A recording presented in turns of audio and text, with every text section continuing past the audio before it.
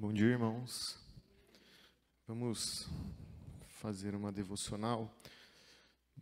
E essa devocional, como a gente já disse, é baseada no estudo dos lares, né? Na verdade, é a parte mais teórica, né? Quando a gente vai falar sobre o tema que vai ser discorrido durante a semana. Nessa devocional, irmãos, a pergunta número 2, a pergunta é a seguinte: por que o pecado é algo tão ruim? Essa é uma pergunta que nós temos que fazer para nós mesmos, se nós compreendemos por que o pecado é algo tão ruim. E eu vou dar de cara a resposta, mas a gente vai compreender melhor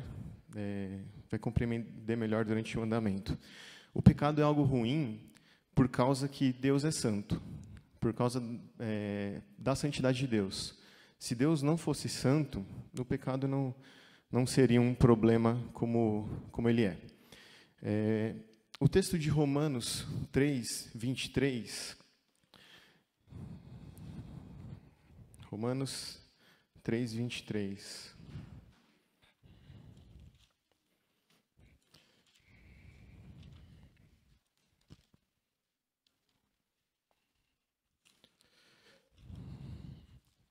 Esse texto diz o seguinte: pois todos pecaram e carecem da glória de Deus. Esse texto ele já começa nos dando uma orientação sobre o pecado. Quem peca? Quem é pecador? E esse texto já generaliza toda a humanidade. Todos pecaram. Não existe nenhum homem nascido, nenhuma criança, ninguém já nascido que não tem pecados. Com exceção de Jesus, que é Deus, mas é homem, nenhum homem no mundo jamais viveu sem pecar. Na verdade, todo homem já nasce em pecado, né, como diz o salmista.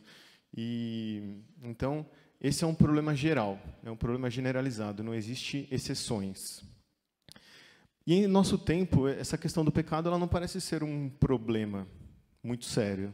Isso até mesmo nas igrejas, porque nós vemos igrejas que não pregam, que não falam sobre o pecado, igrejas onde se fala e se enfatiza demais a santidade, o amor de Deus. Nós falamos, as igrejas dizem sobre o amor de Deus, o quanto Deus é amoroso, benevolente, o quanto Deus se importa conosco, né, o quanto Deus, o que Ele fez por nós.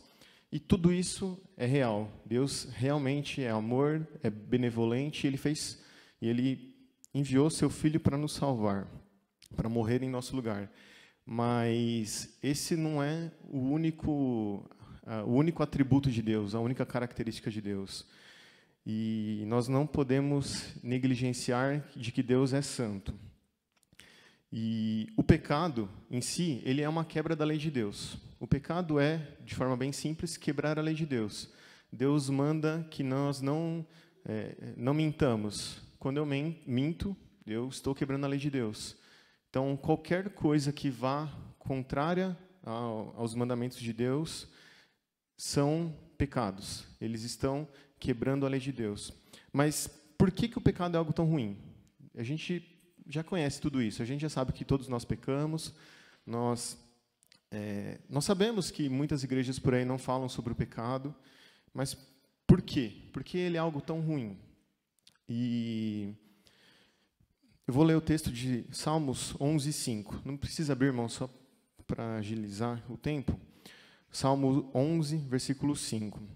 O Senhor põe à prova ao justo e ao ímpio, mas ao que ama a violência, a sua alma abomina. Então, Deus abomina aqueles que pecam, né? Aos pecadores, aos descrentes. O texto de João 3,36 diz o seguinte: por isso, quem crê no Filho tem a vida eterna. O que, todavia, se mantém rebelde contra o Filho, não verá a vida, mas sobre ele permanecerá a ira de Deus.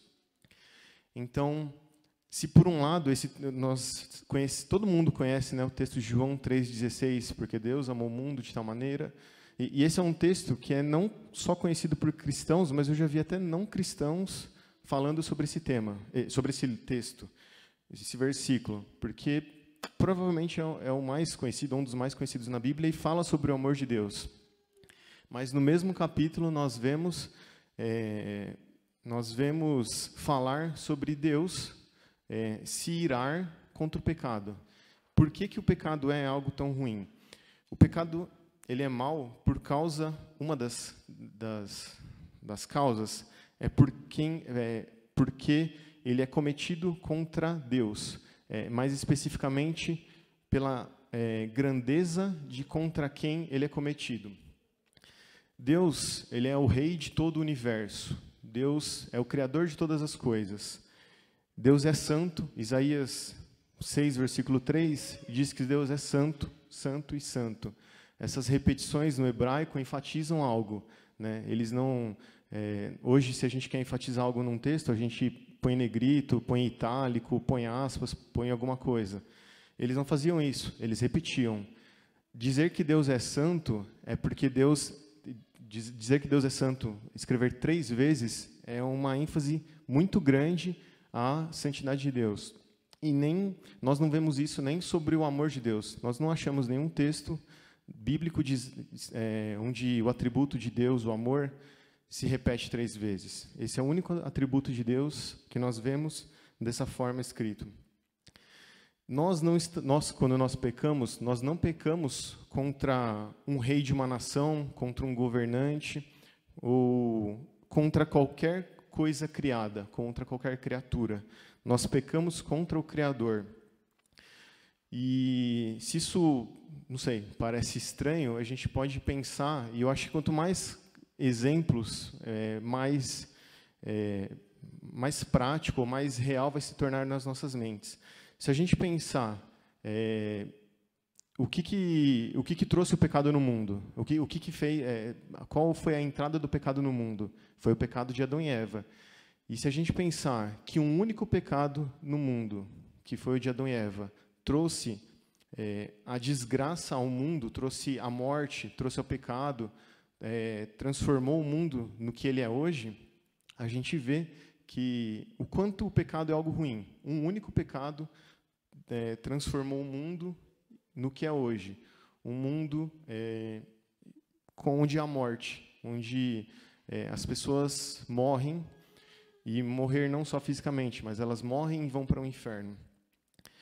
E mais um exemplo, um exemplo para acho que ficar mais gravado nas nossas mentes. O pastor Paul Washer, ele dá um exemplo que ele diz o seguinte: no dia da criação, Deus mandou que as estrelas aparecessem, e elas apareceram, e elas brilhavam. Ele mandou com que o mar se chegasse até certo ponto, e ele ficou ali até certo ponto, que as montanhas se erguessem, os vales aparecessem, e Deus vai mandando pela sua ordem, e a criação vai obedecendo. E aí, quando Deus manda Adão, não faça isso, Adão vai lá e faz.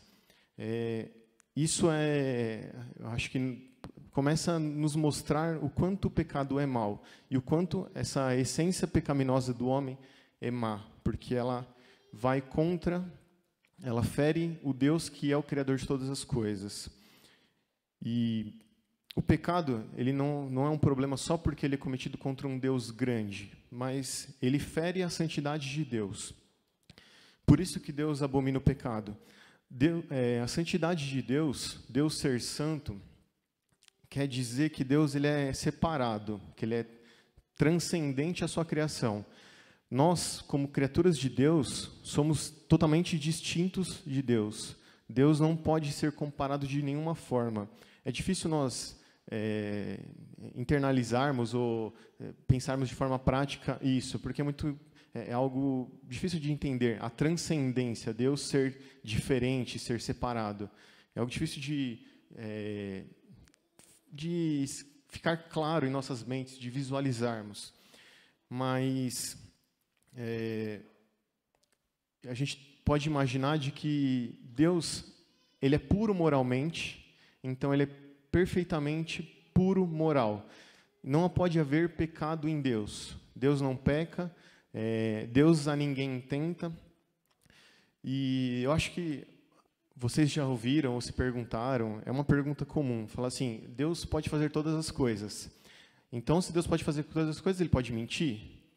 E quando eu dava aula no Breve Catecismo, essas perguntas assim surgiram algumas vezes.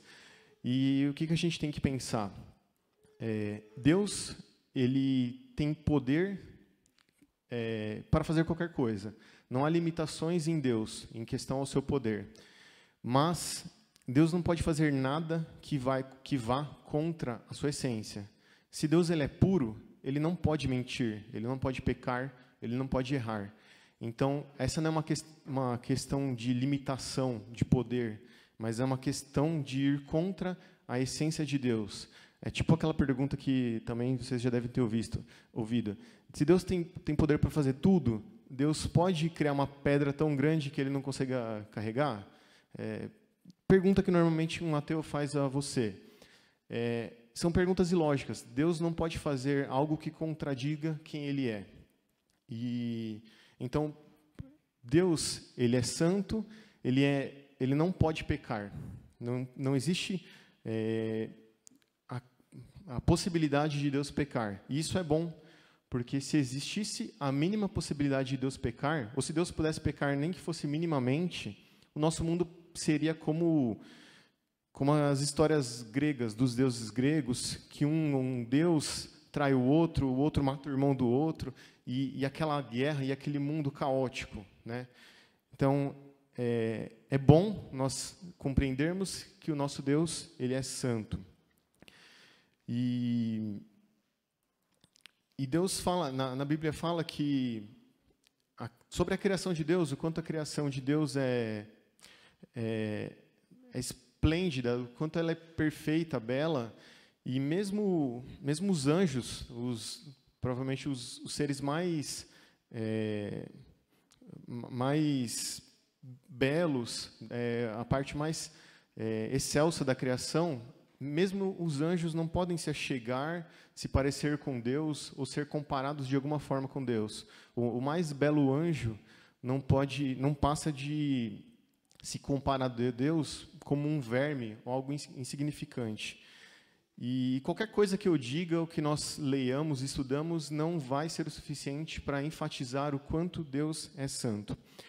E eu queria ler com os irmãos um texto que eu acho que ele vai nos dar um exemplo, talvez deixar algo mais claro em nossas mentes. Vamos abrir, irmãos, o texto de 1 Crônicas 13, de 7 a 10.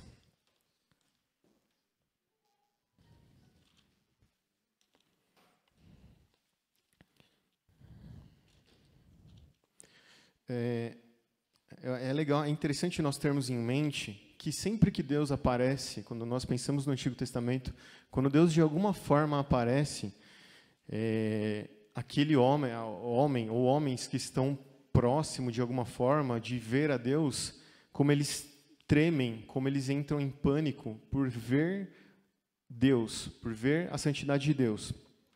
Moisés, no Monte Sinai, Deus não aparece, fala que Moisés não veria a face de Deus, né, o seu rosto, porque Moisés não suportaria.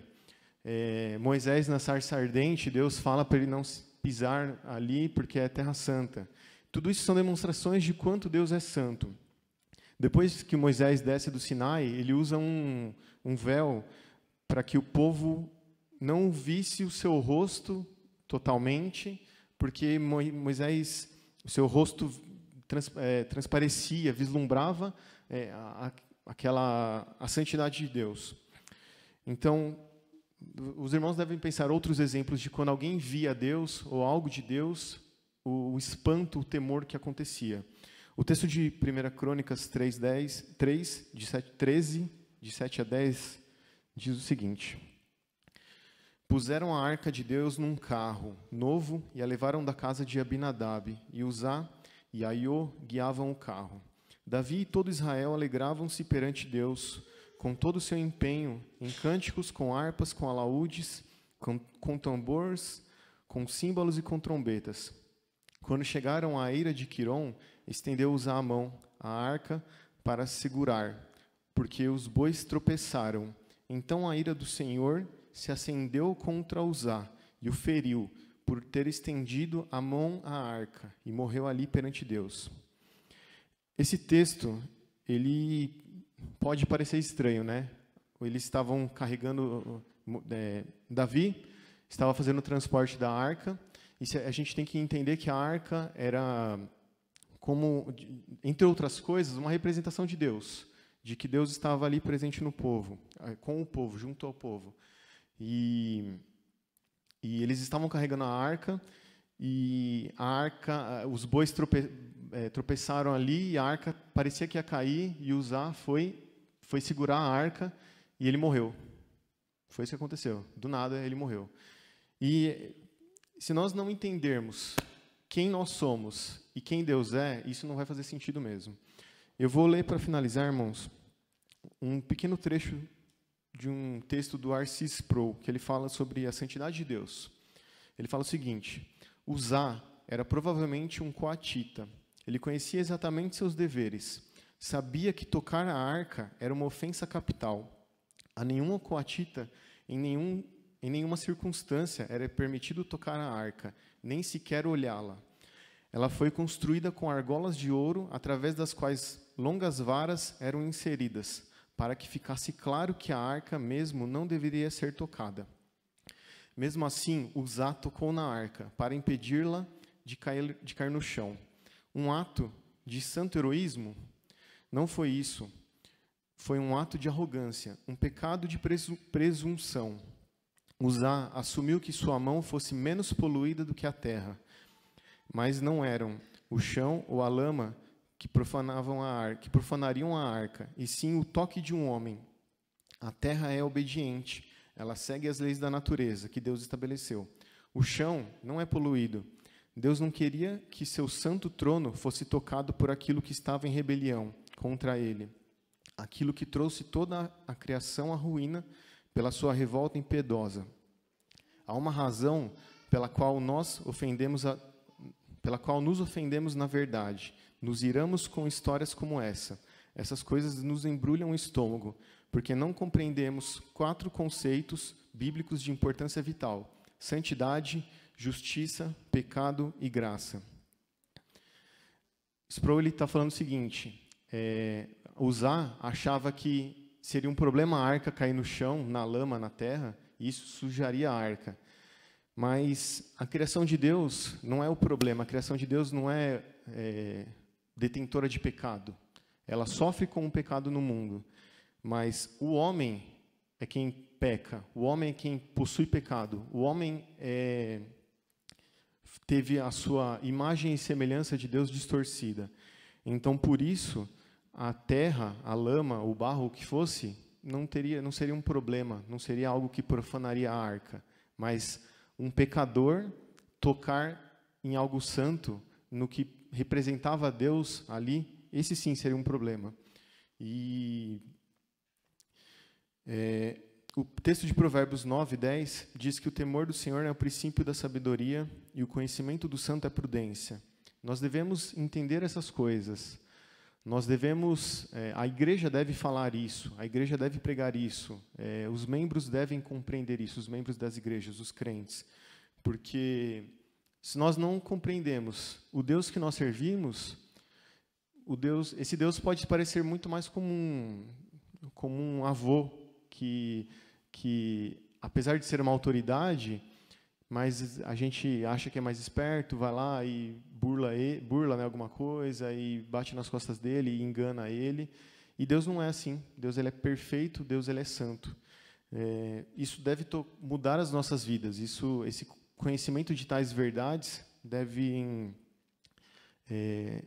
mudar de forma prática quem nós somos, como nós vivemos. E esse é um tema absolutamente gigante, imenso, que a gente poderia estudar há meses. Mas esse é só um pequeno vislumbre para que nós possamos compreender quem Deus é. Deus não é um rei, um governante. Mesmo se nós imaginarmos maior dos governantes, sei lá, o presidente dos Estados Unidos, ele é como um pó perante Deus, como um grão, menor do que um grão. Isaías fala que ele é menor do que nada, como um vácuo, como nós somos, né? Então, o nosso Deus é santo e nós devemos compreender isso, e isso deve mudar as nossas vidas. Amém, irmãos?